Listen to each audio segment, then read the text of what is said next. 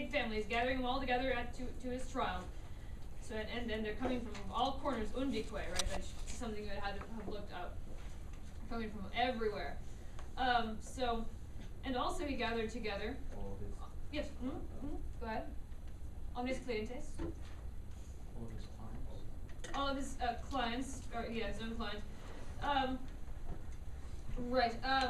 Again, we had before this we had the notion of the familia, which was very specific for a Roman, again referring to family, but also extended relationships.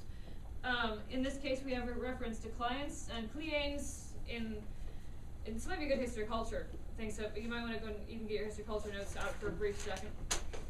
Things that I mentioned about the family, as well as in this case. So in the Roman society, you had so you may already be aware of this. You had a system of patronage and clientship, and the Roman patron was generally a person of higher status, perhaps of greater wealth, who would basically support his client in various ways, whether it would be of generally lower status, lower wealth, and the patron would basically again help out his client financially, help out his client politically.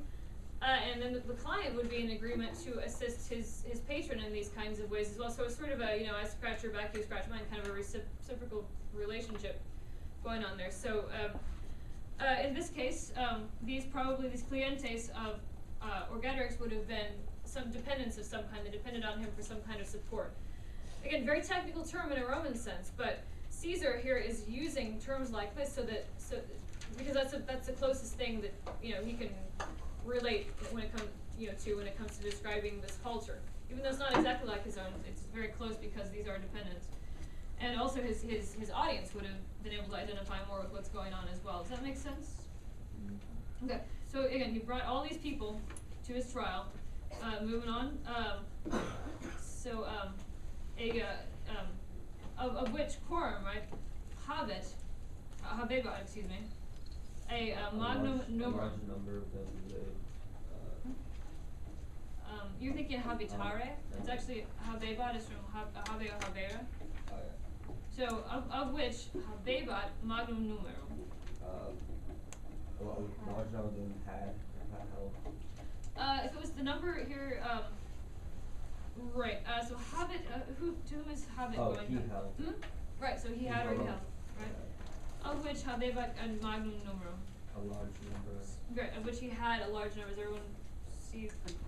I think he had a large number of clients. Large number of clients, exactly. And so eodem conduxit.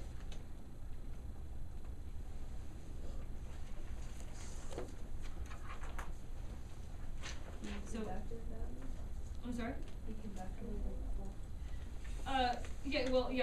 Sort of led them together. Yeah, conductor led them together. Eodem. So eodem is coming from Edom, right? So in the same way, so in the same manner, you kind of gather these clients together as well, right? So now here we get an interesting. We kind of figure out why he's leading all these folks together, why he's bringing it all into his trial. We find out his motive and his sort of strategy. Okay, why is he doing this? So we get the answer now. Per eos se eripuit. So per eos. Them is going back to whom? The clients. Not only the clients, but everyone household. else, right? Everyone else we just talked about, his familia as well. So through them, eripuit say.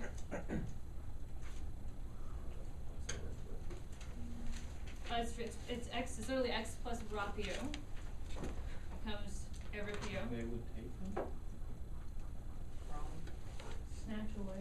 So literally, literally yes, he snatched away say. him. Him or what kind of pronoun is say? I think you have it. Himself. He's himself, exactly. It's a reflexive, right? It's a reflexive. So he literally snatched away himself. So if he snatched away himself, what is being said here? What did he do? All these Ran away. all these people around him, right? And so it's kind of hard to see where he is in the crowd. And so he basically sneaks away through that big crowd, and he escapes. right? So he gets out of his trial, he just basically runs away with all these people around him, no one can track him down, so he runs away. And he did not Dixit Kausam. Not stating his case. He didn't plead his case, because he escaped, right? See, get where we're going with this? Alright, Okay. Indeed. It's a good strategy. Excuse me. Excuse me. All right.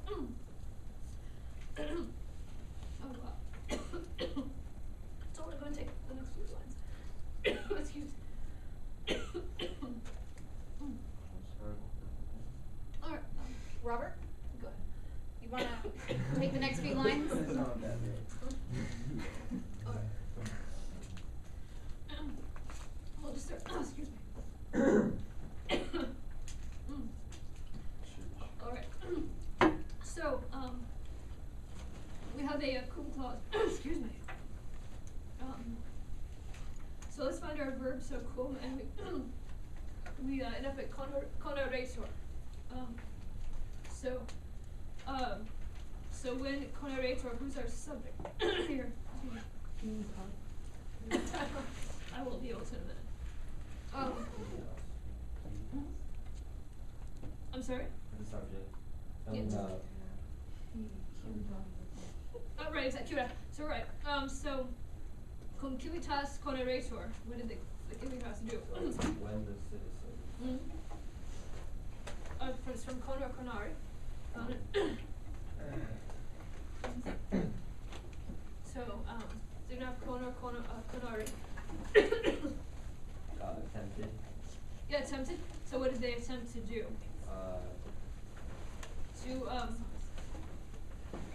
Actually, well, let's see here. Actually, let's take the civitas. How is the civitas described? So they are incitata ob eam rem.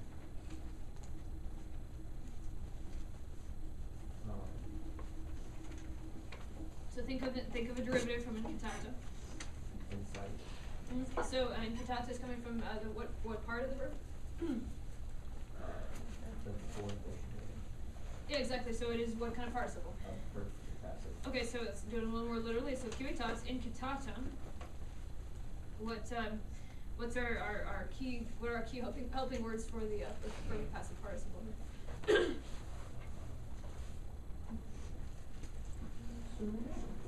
So right. So do we remember having been?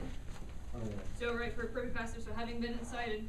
So with the citizen, when the citizens who have been inside, having been incited. Right. So okay. So we start out with when cum.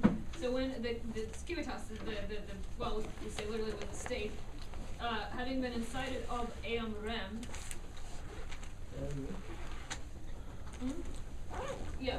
By this thing? But yeah, by this thing or of is specifically because of or on account of this thing. They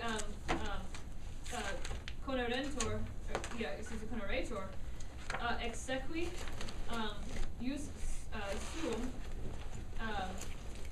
armis.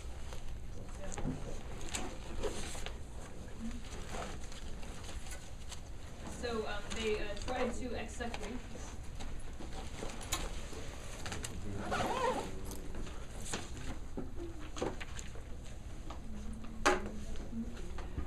So exequi is well. It doesn't make sex for. Yes, exactly. X plus. To follow with weapon.